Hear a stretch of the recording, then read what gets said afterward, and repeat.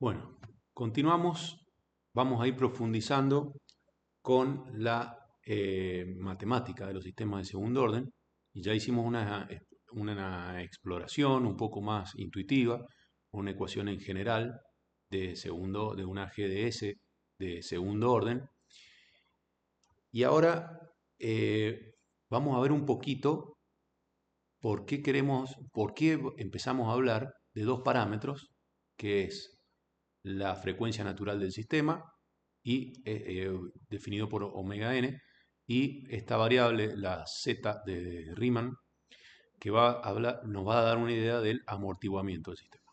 Entonces, ¿cuál es nuestro objetivo después de haber analizado en forma eh, un poco intuitiva los sistemas, ¿no? Vamos a tratar de generalizar, ¿sí? Todo el análisis, el análisis de los sistemas de segundo orden, para poder fijar mejor las especificaciones de diseño, para que sean cuantitativas. Vamos a querer definir siempre en un sistema de control el comportamiento del régimen transitorio, que es la primera parte del sistema cuando cambia la referencia, y después también vamos a querer definir el régimen de estado estacionario. Pero ahora nos vamos a centrar mucho en el transitorio. Entonces, para poder describir la respuesta del sistema y hacerlo un poco adimensional, comenzamos con la forma polinómica genérica. Vamos de donde habíamos comenzado, que tenemos esta GDS, que es un parámetro b, sobre s cuadrado más a por s más b. Esta GDS está en función de a y b, ¿sí? Que esa a y b ya codificaban el amortiguamiento, como habíamos visto, y también la frecuencia de la salida del sistema. Pero no son adimensionales y no los podemos comparar sin ver las escalas de tiempo para sistemas que son más rápidos, más lentos, que tienen dinámicas de milisegundos o sistemas que tienen dinámicas de minutos, ¿sí? No podemos comparar los tipos de salida si seguimos usando esta forma para la GDS y seguimos hablando en términos de A y B como dos parámetros. Por lo tanto, vamos a hacer un cambio de variables y la literatura, los científicos que empezaron a estudiar esto, dijeron vamos a introducir omega n, que es la frecuencia natural de oscilación del sistema. ¿Qué quiere decir frecuencia natural? Bueno, quiere decir que es la oscilación que tendría el sistema sin amortiguamiento, ¿sí? Si lo ven por el lado matemático, recuerden que cuando hicimos los distintos casos de valores de A, vimos que cuando A, que era el parámetro que está acompañando a la S, ahí en el medio, lo hacíamos cero, los polos nos quedaban imaginarios puros, ¿sí?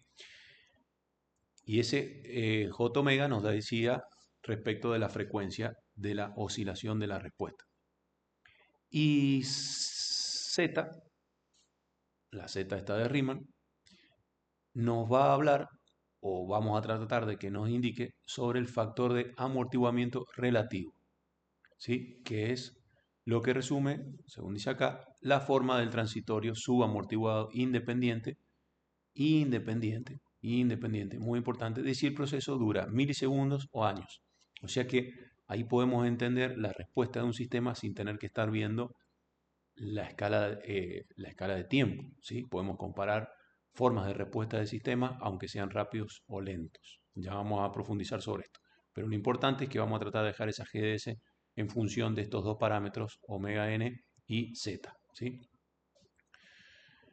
¿Para qué? Bueno, porque si los dejamos en función de estos dos parámetros, que nos están hablando de la frecuencia y del amortiguamiento, que nos interesa para entender la respuesta transitoria del sistema, vamos a poder unificar criterios de diseño, vamos a poder hacer criterios de diseño, tablas de especificaciones, vamos a ver que con esta generalización vamos a poder tener ecuaciones de distintos factores que nos interesan para la caracterización de la respuesta del sistema, ¿sí?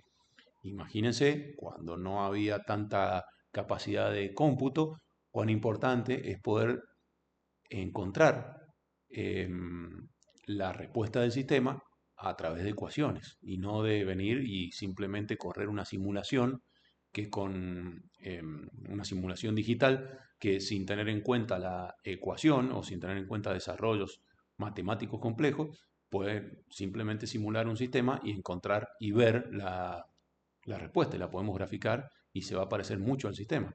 Entonces, si bien ahora no es tan crítico conocer la matemática que hay detrás para poder hacer análisis matemáticos, digamos, en teoría en el papel y ya predecir cómo viene un sistema sin poder simularlo y ver directamente cómo va a funcionar el sistema, si bien no es tan importante, es muy importante porque a medida que entendamos esto, vamos a ir pudiendo tener una intuición y poder describir todo lo que involucra o lo que está relacionado con los sistemas de control y aunque no sean o no vayan a trabajar específicamente como ingenieros en control, el conocimiento de estos sistemas les va a permitir desempeñarse mucho mejor en cualquier área en la que trabajen, porque todos los sistemas, todos, como lo vimos al principio, en todos lados están los sistemas y la teoría del sistema fundamentalmente, y más la parte en los eléctricos, en todo lo que tiene que ver con generación y transmisión. Bueno, entonces, vamos a definir o ver las definiciones, qué quiere decir omega n o por qué, cuál fue la convención para decir qué quiere decir la frecuencia natural no amortiguada, ¿sí? Omega n. Esta es la frecuencia de oscilación del sistema si se eliminara por completo el amortiguamiento. Entonces dijimos anteriormente que si no hay amortiguamiento, matemáticamente hablando, quiere decir que A era igual a cero. Esa frecuencia que aparece, que son los polos imaginarios, ese omega, el j omega, el más j omega y el menos j omega, de los polos de la GDS, ese omega nos dice la frecuencia es igual a la frecuencia natural del sistema. Quiere decir que sería cómo se movería un sistema sin tener fricciones. Por ejemplo, en el caso de la torreta, si no tuviera fricciones, eh, incluso creo que no, también no estoy seguro, pero casi seguro que también si no tuviera tanta inercia, el sistema oscilaría, por ejemplo, se movería indefinidamente. Esa frecuencia natural sería, sería el omega n este que estamos representando acá, con esta variable. Que no es la frecuencia que ustedes ven en la salida, porque por supuesto el sistema tiene fricciones, tiene no linealidad, tiene un montón de parámetros que cambian esa frecuencia natural del sistema, porque la reducen. Z es el factor de amortiguamiento, ¿sí? Relativo. ¿Por qué relativo? Bueno, porque lo que quisieron hacer cuando definieron estas variables era una medida adimensional que comparara ahí la tasa de caimiento exponencial del envolvente, del transitorio, recuerden, con la frecuencia natural del sistema, con omega n, ¿sí? No, que no tuviera nada que ver con la velocidad de entrada. Entonces, acá podemos analizar el sistema sin tener en cuenta la entrada. Esta variable indica cuánto amortiguamiento hay respecto de cuánto tendría que oscilar el sistema sin fricción. A ver, esto parece un trabalengua, es medio complejo, pero sería como el amortiguamiento que tendría el sistema si no tuviera oscilaciones, o sea, casi como si fuera de primer orden. Entonces, al ponerlo en función de la frecuencia natural, miren lo que pasa. Si el sigma es alto, quiere decir que el transitorio es poco oscilatorio, o sea que es muy amortiguado o sobreamortiguado. Si el Z, perdón, no sigma, si el Z es bajo, las oscilaciones son altas, ¿sí? Son muy marcadas antes de que el sistema alcance, acá cuando dice antes de asentarse, quiere decir antes de que alcance el estado estacionario. Entonces, este Z nos está definiendo el sobrepaso o el número de oscilaciones, por ejemplo. ¿Cómo lo definiríamos matemáticamente? Esto es lo conceptual. Ahora, para ponerlo en ecuaciones, este Z es igual a la frecuencia de decaimiento de la exponencial sobre la frecuencia natural del sistema, ¿sí?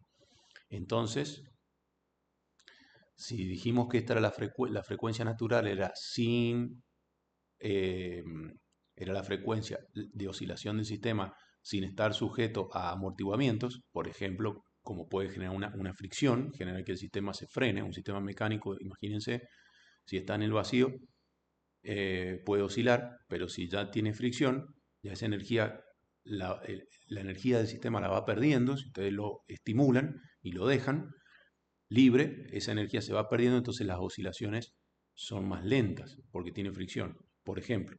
Entonces la frecuencia de oscilación, que sería la frecuencia de decaimiento exponencial, sobre la frecuencia natural, nos da este Z, que es una idea del factor de amortiguamiento relativo. Quiere decir que es el factor de amortiguamiento entre estas dos frecuencias, la que es intrínseca del sistema sin amortiguamiento y la que finalmente real es, y la que, perdón, es finalmente la real del sistema. Muy bien, entonces, si es frecuencia sobre frecuencia, acá lo que hacen es hacer el t natural sobre el tau exponencial y lo multiplican por 1 sobre 2pi para pasarlo, eh, para hacer la conversión. Pero ¿qué es el t natural? Es el periodo de la oscilación natural, ¿sí? Y el tau exponencial es la constante de tiempo asociada a la envolvente de la exponencial. Bueno, esto parece un poco un trabalengua, pero si nos vamos a la forma polinómica, recuerden que teníamos AS más B y omega n, ¿sí? Sería el raíz de B, porque acá tendríamos omega n cuadrado. Bueno, omega n igual a raíz de B y esto va a equivaler, el z va a ser igual a sobre 2 omega n. Y ahí tenemos las dos ecuaciones. Ahora vamos a ver un poco por qué. Pero con estas equivalencias podríamos pasar de la forma polinómica que habíamos visto con A y B a otra forma en función de omega n y z. Vamos un poquito acá abajo. Por supuesto que en el libro está mucho más extendido y la idea es que ustedes lo lean y lo vayan viendo el libro porque son conceptos un poco difíciles de asimilar o de ver. Si bien podemos ver que las ecuaciones después terminan siendo relativamente sencillas y más para ustedes que están muy entrenados en el tema de ecuaciones, lo más importante es entender el concepto y ver qué representa cada variable y qué nos está diciendo, qué información nos está dando. Bueno, entonces les dije que con estas dos ecuaciones, si nosotros las reemplazamos en la forma eh, canónica de segundo orden que habíamos visto, esta g de s nos va a quedar algo así. Ahora vamos a ver por cómo se llega a eso, pero básicamente fíjense que nos queda toda la g de s en función de omega n, que es la frecuencia natural, y de z, ¿sí? Y si recuerdan, acá teníamos el parámetro a, que era el que iba cambiando la forma o la respuesta del sistema porque era más o menos amortiguado, y por este lado teníamos el parámetro E que nos cambiaba la frecuencia intrínseca, la natural del sistema. Bueno, en sistemas de primer orden ya vamos viendo que en los sistemas de primer orden la constante de tiempo, que era el TC, ya nos definía por completo la respuesta transitoria. Solamente con conocer TC o A, ese parámetro A, que era la pendiente de la respuesta del sistema, si recuerdan, así, ahí teníamos esta pendiente que era A, que era igual a 1 sobre TC. Esa constante de tiempo del sistema ya define por completo cómo va a ser la respuesta transitoria, si el sistema va a ser lento o va a ser rápido, ¿sí? La respuesta transitoria, la primera parte del sistema, de la respuesta, perdón. Y la forma también ya la sabemos porque era de primer orden, entonces siempre tenía una forma como esta, sin sobrepasos, sin oscilaciones. Ahora, en los sistemas de segundo orden, el par de parámetros omega n y z nos definen la respuesta transitoria. Ya no es uno, son dos parámetros, ¿sí? Pero con estos dos ya puedo ver la forma como un poco lo vimos en la tabla antes, en función de A y B. Ahora lo vamos a ver en función de omega n y de z. ¿Cómo llegamos a eso? Bien, una aclaración para meternos en estas ecuaciones y poder hacer esta equivalencia y llegar a las ecuaciones de omega n y z. La aclaración importante es sobre el alcance de estos análisis, ¿sí? Estos análisis em, son correspondientes a sistemas de segundo orden pasa abajo, es decir, sin ceros finitos en la función de transferencia. Recuerden que hemos visto que el numerador había un parámetro que era b solamente, o ahora vamos a ver omega n al cuadrado. No hay ceros, ¿sí? Eso es importante porque estas generalizaciones después, o las ecuaciones que surjan de estas generalizaciones, no tienen validez cuando ya hay una función de transferencia que tiene ceros, ¿sí? Ustedes me dirán, bueno, ¿y para qué hacemos todo esto? Si la función de transferencia, o sea, si estamos muy limitados a que pase, a que los sistemas tengan un comportamiento donde su función de transferencia no tiene ningún cero. Bueno, porque la mayoría de los sistemas van a ser de primer orden como vimos, o de segundo orden con estas características que no tienen cero. Y si no, después se hacen algunas aproximaciones y también podemos seguir entendiendo o prediciendo más o menos la forma de la respuesta. Bueno, entonces, ¿cómo llegamos a una GDS en función de la frecuencia natural y el factor de amortiguamiento? Bueno, partimos de la GDS general con la que hemos hecho nuestra primera exploración. De ahí vimos que los polos oscilatorios puros, ¿sí? Era uno de los casos donde A era igual a cero. Ahí teníamos el caso de polos oscilatorios puros. ¿En dónde estaban esos polos? En más j raíz de b y en menos j raíz de b. Entonces, si A es igual a cero en esta ecuación y los polos están en esta ubicación, raíz de b es la frecuencia oscilatoria, porque recuerden que lo que acompañaba a la j se convertía en el omega t del coseno, ¿sí? De la respuesta c de t, de la c de t, igual. ¿Se acuerdan, no? Si no lo ven arriba. Pero básicamente ese omega, perdón, corresponde a raíz de b. Entonces, raíz de b es la frecuencia oscilatoria, por lo tanto, omega n es igual a raíz de b y b es igual a omega n cuadrado, ¿sí? Esta es la primera ecuación que la encontramos asumiendo a igual 0 porque nos vamos a encontrar con el a igual 0, descubrimos la frecuencia natural del sistema por encontrar dónde están los polos del sistema. Luego, con los polos subamortiguados, ¿qué vamos a hacer? Bueno, vamos a encontrar los polos subamortiguados cuando había una parte real y una j omega. La parte real es la pendiente de decaimiento, que es el slope o la pendiente de la exponencial, ¿sí? Sería como el equivalente a la parte del comportamiento de un sistema de primer orden. La parte la que genera el decaimiento era la parte real del polo. Entonces, esa parte real es igual a A sobre 2, que era por lo que sabemos de los sistemas de primer orden. Y también, y por definición, acuérdense la ecuación que habíamos definido de la z, que era la frecuencia de decaimiento de la exponencial sobre la natural de oscilación. La natural de oscilación la tenemos acá arriba, que es omega n, y la frecuencia de decaimiento la acabamos de sacar, que es A sobre 2. Entonces, haciendo z igual a A sobre 2 sobre omega n, encontramos esta segunda equivalencia, que es A igual a 2z omega n. ¿Ok? Por lo tanto, reemplazando A y B en la GDS de arriba, nos queda esta GDS, ahora sí en función de omega n y de z.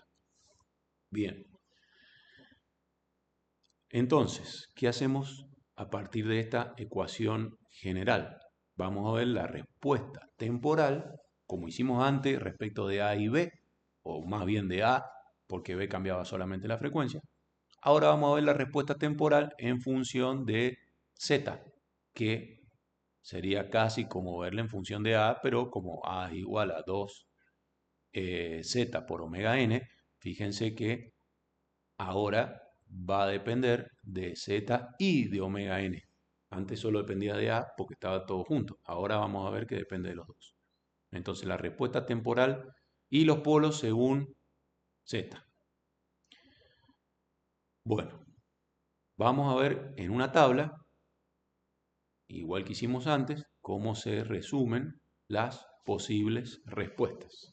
En un segundo vamos a conectar la batería y seguimos.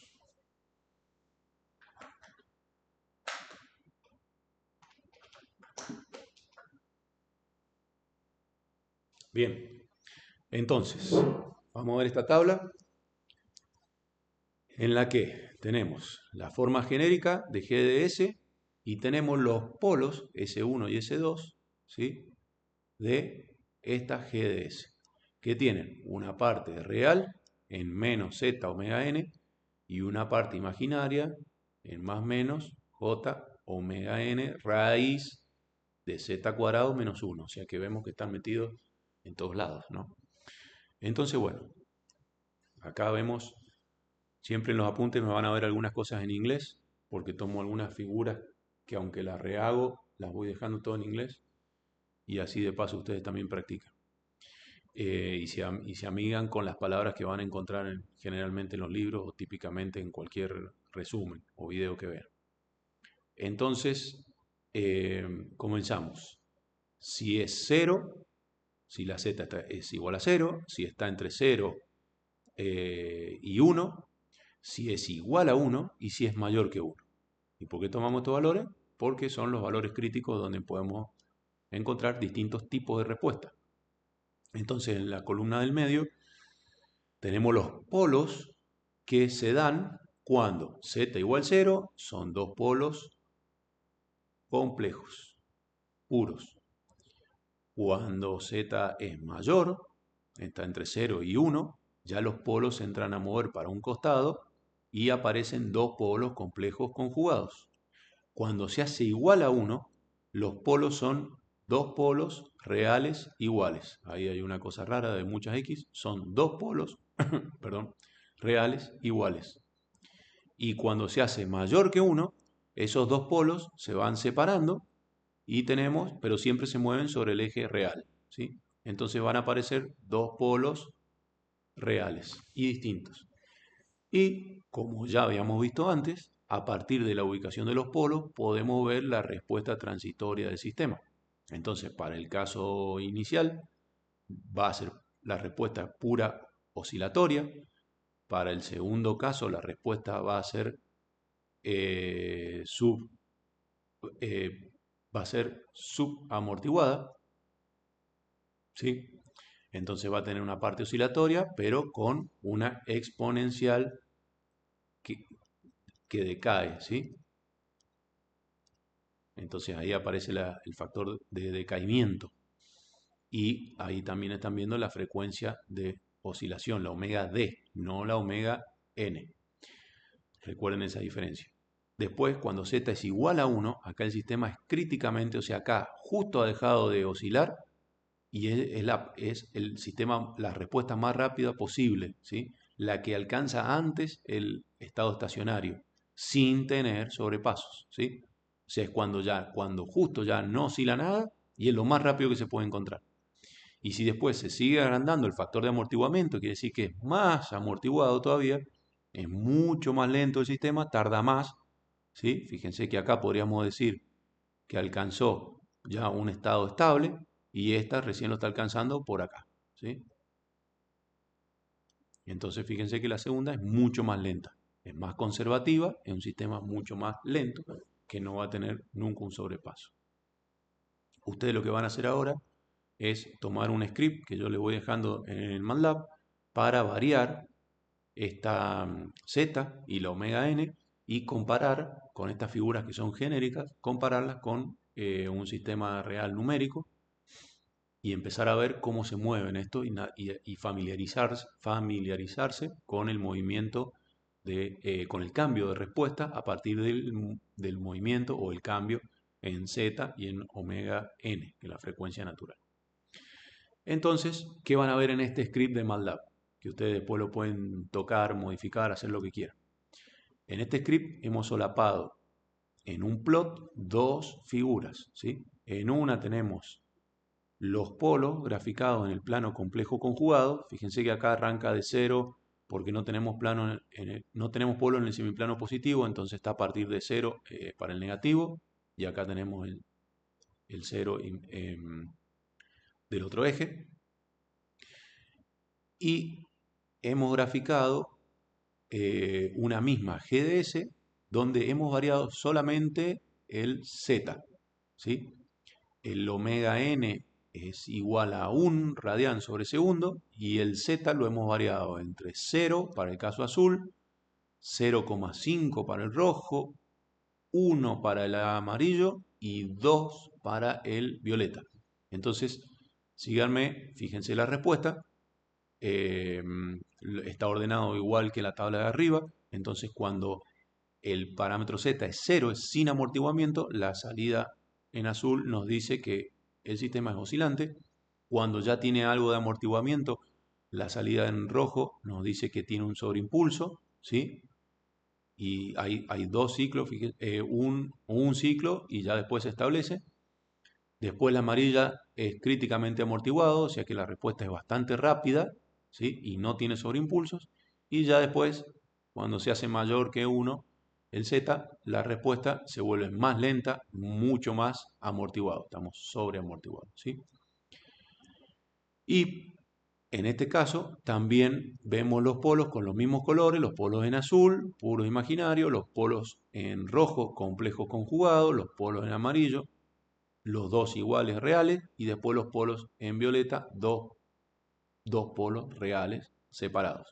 Fíjense, y ya se van a ir familiarizando, esto más adelante ya lo vamos a nombrar, se llama lugar de las raíces, y nos va dando una idea de